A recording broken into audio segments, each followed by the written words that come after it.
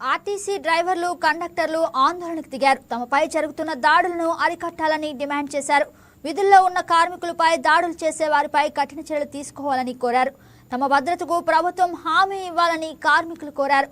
అలాగే electric contract బస్సుల సంఖ్య పెరుగుతుండటంతో శాశ్వత ఉద్యోగాలు ప్రమాదంలో పడుతున్నాయని ఆందోళన వ్యక్తం చేశారు.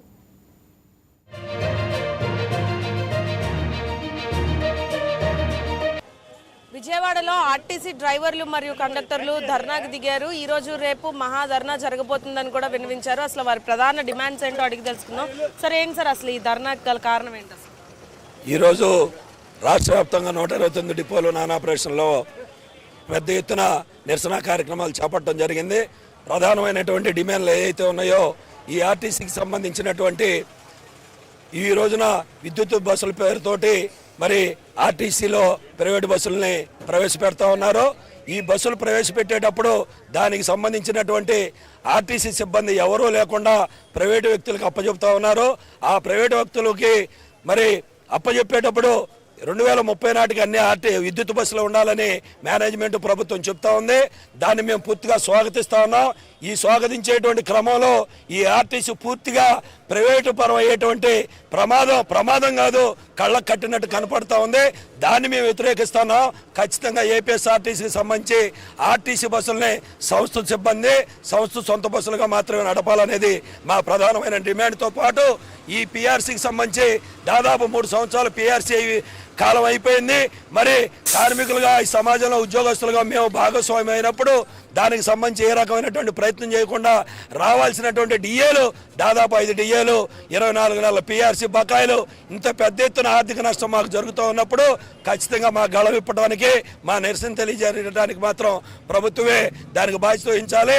మేము అలాగే ఇదేదో ప్రభుత్వాలకు వ్యతిరేకం కాదు, ఖచ్చితంగా సమస్యల మీద పోరాటం చేస్తూ ఉన్నాం. అలాగే స్త్రీశక్తి పథకానికి సంబంధించి ఇవాళ దాదాపు 2030 నాటికి 15,000 మంది రిటైర్డ్ అయిపోతూ ఉంటే ఇవాళ సంవత్సరం పాటు స్త్రీశక్తి పథకం ప్రవేశపెట్టిన తర్వాత గతంలో ఉన్నటువంటి 40 లక్షల నుంచి 65 లక్షలకు ప్రయాణికులు పెరిగితే ఒక డ్రైవర్ ఒక కండక్టర్ ఒక బస్సు లేనప్పటికీ రిటైర్డ్ అవుతున్నటువంటి ఖాళీలు చనిపోతున్నటువంటి ఖాళీల్లో ఎవరిని నియమించకుండానే ఉన్న సిబ్బంది పెద్ద ఎత్తున కష్టపడి పనిచేస్తూ ఉంటే మరి దాన్ని స్వాగతించి పేపర్ వరకు మా మీద కితాబులు ఇస్తూ తెర వెనుక అధికారులు మమ్మల్ని తీవ్రమైనటువంటి ఇబ్బందులు గురి చేస్తూ ఉన్నారు. చిన్న కేసులకు కూడా సస్పెండ్లు రిమూవ్లని అలాగే పనిచేస్తూ ఉన్నారు. ఇంకొక విషయమో మీ ద్వారా నేను ప్రయాణికులకి ప్రజలకు మనవి చేసేది ఏంటంటే ఈ ఆర్టీసీ సిబ్బంది మీద ఈ మధ్యకాలంలో తీవ్రమైనటువంటి దాడులు చేస్తూ ఉన్నారు. ఆ దాడులను తీవ్రంగా ఖండిస్తూ ఉన్నాం. ప్రయాణికులకు ప్రజలకు మనవి చేసేది చేతులెత్తి నమస్కరించి చెప్పేది ఒకటే, మేము ఈ ఆర్టీసీకి సంబంధించిన ఉద్యోగస్తులు మీ కుటుంబ సభ్యులమే, ఈ సమాజంలో భాగమే. కాబట్టి చిన్న తప్పులు మీరు ఎవరో ఒకరికొకరు శత్రువు కాదు. కష్టపడి పనిచేయడానికి వచ్చాము, 70 ఏళ్ళ నుంచి పనిచేస్తున్నాము. ఇవాళ సర్వీస్గా బ్రహ్మాండంగా పనిచేస్తుందని అందరూ చెప్తున్నప్పుడు మీరు దయచేసి దాన్ని పాజిటివ్ తీసుకుని ఇబ్బంది కలిగితే దానికి ప్రత్యామ్నాయం మార్చుకుంటాము. మేము కూడా కష్టపడి ఇంకా సర్వీస్ చేయడానికి ప్రయత్నం చేస్తాం. కరెంట్ బస్సెస్ వస్తే మీ ఉద్యోగానికి ఏమైనా గండి పడుతుందని మాట్లాడుతున్నారు. ఖచ్చితంగా ఈ విద్యుత్ బస్సులు వచ్చినప్పుడు రిక్రూట్మెంట్ అనేది ఆర్టీసీ సిబ్బంది ఉండదు, ప్రైవేట్ వ్యక్తులతో మోనోపోలి నడుతుంది. ఇవాళ చాలా మంది చాలా సంస్థలు ఎగ్జాంపుల్ విమాన శాఖ లాంటి శాఖల్లోనే మోనోపోలితోటి శాసించి చేస్తూ ఉన్నారు. ఇది ప్రజా రవాణా సంస్థ, ప్రజలకు దగ్గరగా ఉండేటువంటిది సొంత బస్సులు.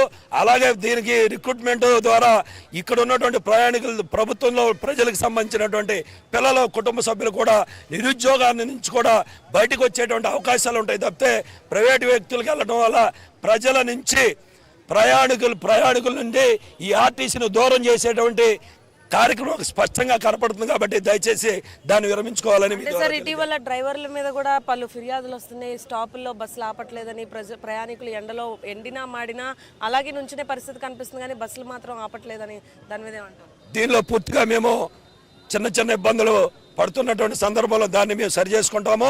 మెరుగైన సర్వీస్ చేయడానికి మేము ఎంతవరకు ప్రయత్నం చేయాలో అంతవరకు చేస్తాం తప్పితే మాకు ఈ సంస్థ ఇష్టమైన సంస్థ, కన్నతల్లి అనేటువంటి ఫీలింగ్తో మేము పనిచేస్తూ ఉంటాము.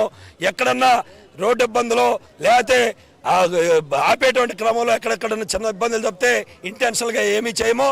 దట్టు మా వెనకాల మేనేజ్మెంట్ అలాంటి కార్యక్రమాలు చేస్తే తీవ్రమైనటువంటి పనిష్మెంట్లు ఇస్తుంది అనే ఉద్దేశంతో మేము జాగ్రత్తగానే పనిచేస్తున్నాం. మనం చేసేది ఒకటే, వాటిల్లో మేము అన్నిటిలో అన్ని రకాలైన ఇబ్బందులు ఉంటాయి, కానీ ఆ ఇబ్బందులు అది మేము సరి చేసుకుంటామని చెప్తున్నాం. మీకు మనం చేసేది ఒకటే, తీవ్రంగా దాడులు చేస్తున్నారు.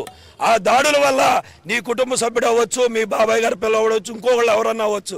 ఇవాళ డ్యూటీ చేసుకోలేని ఇంట్లో మూలన కూర్చున్నటువంటి సిబ్బంది కూడా ఉన్నారు. దయచేసి అటువంటి దాడులు ఆపమని మీ ద్వారా తెలియజేస్తా ఉన్నాం. సో చూసారు కదా, ఆర్టీసీ డ్రైవర్లు మరియు కండక్టర్లు ఎదుర్కొంటున్న సమస్యల్ని చెప్పారు. అదేవిధంగా కరెంటు వెహికల్స్ కనుక వస్తే ఖచ్చితంగా వారి ఉద్యోగానికి గండిపడే అవకాశం కూడా వస్తుందన్నారు. ఇంకా చూసుకుంటే ఆర్టీసీ బస్సులు వేగం ఎక్కువగా ఉందని, ప్రయాణికుల్ని సరిగ్గా ట్రీట్ చేయట్లేదని, ఏదైతే స్టాపులు ఎండాకాలంలో స్టాపుల్లో బస్సు డ్రైవర్లు ఆపకుండా కూడా వెళ్తున్నారన్న సమస్యల మీద కూడా వారు మాట్లాడడం జరిగింది. చిన్న చిన్న సమస్యలే కానీ ప్రతి స్టాప్లో ఆపుతున్న వైనం కూడా కనబడుతుందని చెప్పుకోవచ్చు. స్త్రీశక్తి పథకం సంబంధించి కూడా వారు ఎటువంటి ఇబ్బంది లేకుండా స్త్రీలకు కూడా మంచి కల్పన అయితే బస్సుల్లో కల్పిస్తున్నప్పటికీ కూడా ఇటువంటి దాడులు కొనసాగిస్తున్నారు. దాన్ని ఖచ్చితంగా నియంత్రించేదాకా వారు పోరాటం కూడా చేస్తానంటున్నారు. ఇది ఇక్కడ పరిస్థితి. వీడియో జర్నలిస్ట్ వంశీతో Bindu, YK news, Vijayawada RTC depot నుంచి.